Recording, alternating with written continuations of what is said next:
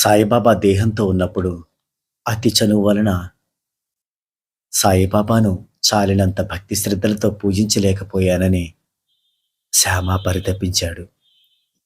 సాయిబాబా ప్రసాదించిన ఊదీపట్లం ప్రాణప్రదంగా పూజలో పెట్టుకున్నాడు. శ్యామ బొంబాయి వెళ్ళినప్పుడు ఒక రాత్రి బాబా కలలో కనిపించి, నేనిచ్చిన ఊదీపట్లం రోడ్డు పక్కన చెత్త కుండీలో ఉంది, త్వరగా వెళ్ళు అని హెచ్చరించారు. శ్యామ ఇల్లు చేరి చూస్తే పూజలో ఆ పొట్లం లేదు. ఇల్లు సర్దడంతో దానినెవరో తీశారు.